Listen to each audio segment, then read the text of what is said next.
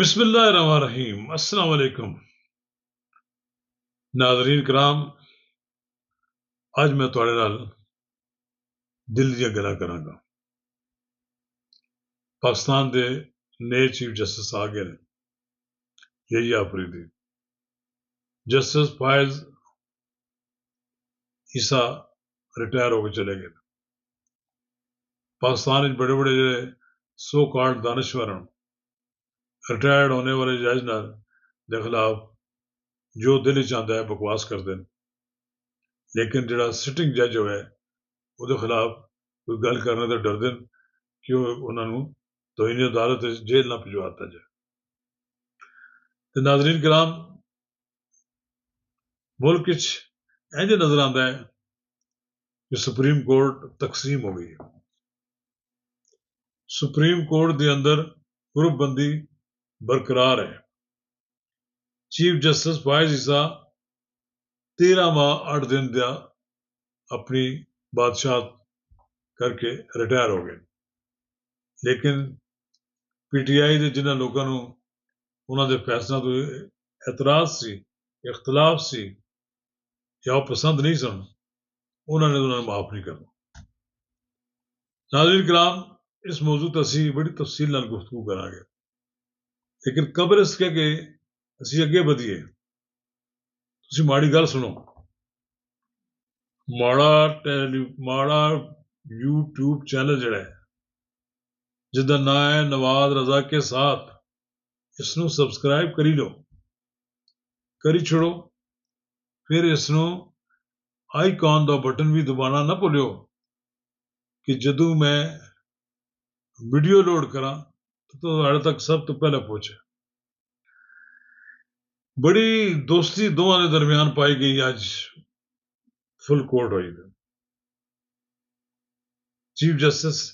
ने शिरकत की थी और चीफ जस्टिस जो रिटायर हुए उन्होंने शर्त फुल कोर्ट रेफरेंस आना कबूल किया कि इसका सरकारी तौर पर कोई खर्च नहीं किया जाएगा। तो फिर वो सारा चीफ जस्टिस यही फरीदी दे जेब ते पै गया बोझ। उन्होंने कबूल किया और एक प्राइवेट तौर पर एक किस्म का इसका खाना किया गया, सारा कुछ किया गया। इस लिहाज नाल फायज ईसा के बारे लोग कहते सन कि बड़ा इन्होंने को सासे बनाया, बड़ा छुपाया, तो बड़ा FPR को, और बड़ी कोशिश की थी इमरान खान के जमाने च इन्होंने दीवार तक लाने, लेकिन दीवार ना ला सके।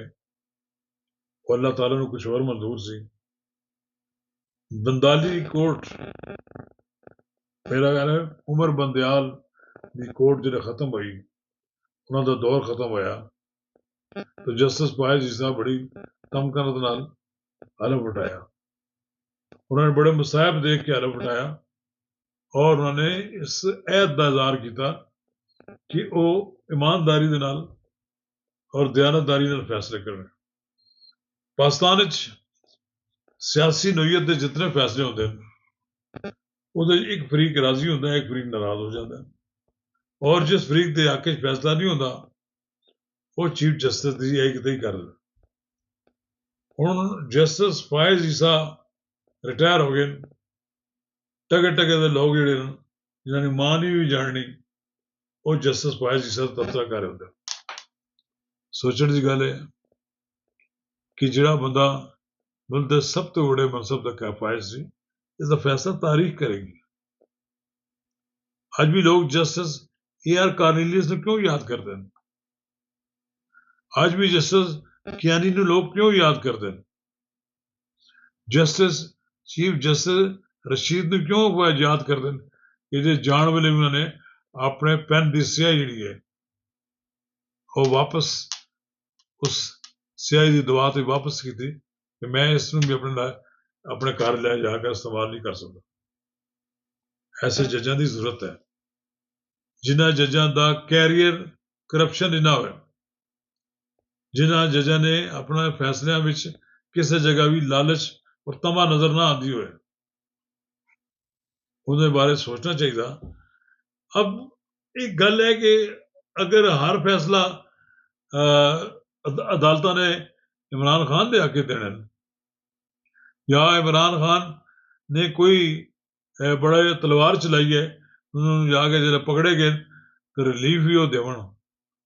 ये तो काम को ज्यादा अरसा नहीं चल सकता ना नहीं रिलीफ दे सकती सी अदालतां जी वो ये समझते सन कि सानू हुण थोड़ी जिहड़ा 1 साल तो ज्यादा अरसा हो गया है जेल੍ਹਾਂ ਵਿੱਚ सड़ रहा सी इमरान खान उन्होंने साथी ते सारा कुछ जस्टिस फायजी साहब का कीता कराया सी भाई तुसी 9 मई ਦਾ ਵਾਕਿਆ ਨਾ ਕਰਦੇ ਤੁਹਾਨੂੰ ਕਿਸ ਕਿਹਾ ਸੀ ਕਿਸ ਡਾਕਟਰ ਨੇ ਕਿਹਾ ਸੀ ਕਿ ਤੁਸੀਂ ਜਨਾਬ ਆਪਣੇ ਗਲੇ ਪਾ ਲਓ 9 ਮਈ ਦਾ ਵਾਕਿਆ ਫਿਰ ਤੁਹਾਨੂੰ ਕਿਸ ਨੇ ਕਿਹਾ ਸੀ ਐਸਟੈਬਲਿਸ਼ਮੈਂਟ ਦੇ ਨਾਲ ਲੜਾਈ ਲੜੋ ਉਹ ਕਹਿੰਦੇ ਜਿੱਥੇ ਸ਼ੇਰ ਨੂੰ ਤੁਸੀਂ ਛੇੜੋਗੇ ਤੇ ਫਿਰ ਸ਼ੇਰ ਦਾ ਵੀ ਤਾਂ ਫਿਰ ਦੇਖੋ ਨਾ ਉਹ ਵੀ ਤਾਂ ਤੁਹਾਡੇ ਨਾਲ ਫਿਰ ਹਿਸਾਬ ਬਰਾਬਰ ਕਰੇਗਾ ਨਾ ਫਿਰ ਜਿਨ੍ਹਾਂ ਲੋਕਾਂ ਨਾਲ ਤੁਹਾਡਾ ਝਗੜਾ ਹੋਇਆ ਉਹ ਤਾਂ ਤੁਹਾਡੇ ਨਾਲ ਹਿਸਾਬ ਤਾਂ ਬਾਬੜਾ ਨਿਬੜ ਰਹੇ ਉਹਦੇ ਤੁਸੀਂ ਕਹਿੰਦੇ ਹੋ ਅਦਾਲਤਾਂ ਤੁਹਾਡੇ ਵਾਸਤੇ ਖੜੀਆਂ ਹੋਈਆਂ इंट्रा पार्टी इलेक्शन कराओ तो एक फेक जो इलेक्शन करा के ले आओ तो कोई जी वैलिडेट करे जनाब हुकूमत भी वैलिडेट करे और इलेक्शन कमीशन भी करे और सुप्रीम कोर्ट भी करे तुसी तोशाखाना केस ही पकड़े जाओ तुसी जनाब फॉरेन फंडिंग केस ही पकड़े जाओ तुसी साइफर केस ही पकड़े जाओ हर जगह तुसी चाहते हो कि अदालतां तुहाडे वास्ते खड़ियां हो जावन ਕੰਮ ਉਸ ਵੇਲੇ ਨਹੀਂ ਸੋਚਦੇ ਕਿ ਜੋ ਅਸੀਂ ਕਰ ਰਹੇ ਹਾਂ ਇਹਨਾਂ ਦੇ ਵਿੱਚ ਕਿੰਨੀ ਖਰਾਬੀ ਹੈ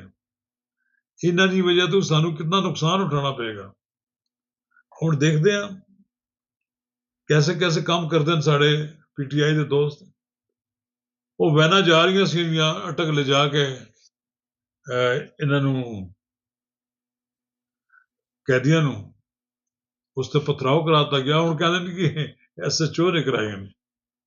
ਬਾਹਰ ਉਹਦੀਆਂ ਵੀਡੀਓ ਤਾਂ ਮੌਜੂਦ ਹੋ ਉਹ ਬੰਦੇ ਵੀ ਪਕੜ ਕੇ ਦੁਬਾਰਾ ਥਾਣੇ 'ਚ ਬੰਦ ਕਰ ਦਿੱਤੇ ਬਾਅਦ ਕੁਝ ਇੱਕ ਦੋ ਨਸ ਵੀ ਗਏ ਐਸੇ ਕੰਮ ਕਰਦੇ ਨੇ ਕਿ ਜਿਹਦੇ ਨਾਲ ਹੋਰ ਮਸਾਇਬ ਔਰ ਮੁਸੀਬਤਾਂ ਇਹਨਾਂ ਦੇ ਗਲੇ ਪੈ ਜਾਂਦੀਆਂ ਨੇ ਚਲੇ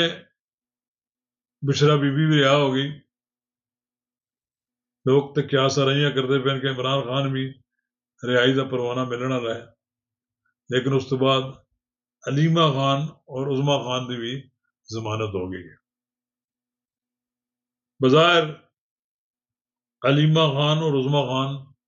सियासत नहीं रहा लेकिन इमरान खान सियासी तौर पर मायूस है अपनी उस टीम तो जी इस वक्त पीटीआई को लीड कर रही है क्योंकि पीटीआई की लीड दोहरा डबल गेम करती है वो हुकूमत के नाल बैठ भी रही है और हुकूमत दे जो फैसले करते हैं इजलासां का बाइकाट भी कर रही है एक लिहाज नाल पीटीआई ने अपनी क्यादत ने अपनी गलतियां नाल फॉर्म 47 की हुकूमत को वैलिडेट करता है अगर फॉर्म 47 की हुकूमत को डिसओन करती पीटीआई और असम्बलियां अलम ना उठाती और किसी ऐसे काम में शरीक नहीं होती कि जिहड़ा कि हुकूमत को वैलिडेट करता तो कम अज कम ऐसा तो होंदा ना कि उस हुकूमत को चलने च बड़ी दिक्कत पेश आती लेकिन हुण हुकूमत को ये वैलिडेट कर चुके हर गल वैलिडेट गल मतलब पार्ट एंड पार्सल बन गए अपोजिशन करते रहो इतनी अपोजिशन तो ना शहबाज शरीफ डरते हैं ना बिलावल भुट्टो डरते हैं और ना ही नवाज शरीफ डरते हैं अब ये इन्हों के लोग ट्रोलिंग करने तो बड़े माहिर हों कुछ लोग तो उन्होंने बड़े किराए तो रखे ये कदे हम मौलाना फजल रहमान से गंद उछालन नवाज शरीफ से सरदारी से तो गंद उछाल ही रहे सन हूँ तुम देखना जस्टिस फायजी साहब का कोई विगाड़ नहीं सकन लगे तो उन्होंने खिलाफ की गल्लां करनगे ते नाज़रीन कराम आने वाले दिनों सियासी नक्शा तब्दील होता है या कोई नई शक्ल इख्तियार करता है तो इस बारे तो कोई गल नहीं कही जा सकती लेकिन एक गल जरूर नजर आती है कि 26वीं आनी तरमीम तो बाद मौजूदा हुकूमत तगड़ी हो गई है और पार्लीमेंट ने अदलिया तक काठी पा ली थी और हुण ये जब तक ये सारे मामला दुरुस्त नहीं होंगे आप देखेंगे सारे आस्ते आस्ते शकूक शुबात खत्म हो जाएंगे और अहमद अली खान की जी वकीलों की तहरीक है वो भी कामयाब नहीं होगी, ठुस हो जाएगी। और फिर यह जड़ा काम है ना कि जजा के खिलाफ रोला रप्पा पाना यह भी हुण बंद हो जाएगा, सारा कुछ ठीक करना पड़ेगा। बहरहाल एक गल एक वाजे है, फिर लोग कहते हैं कि इमरान खान बाहर आ रहे हैं, अनहोनी गल तो कोई नहीं होगी राज आने से, लेकिन फिलहाल तो मैंने हालात नजर नहीं आते। अलबत्ता बुशरा बीबी और अलीमा बीबी और अलीमा खान और उज़मा खान की रिहाई जी है ये डील तो बगैर नहीं हुई। अगर डील ना होती तो इन्हों तो मजीद केस पा के इन्हों फिर जेल बंद करता जाता। शुक्रिया।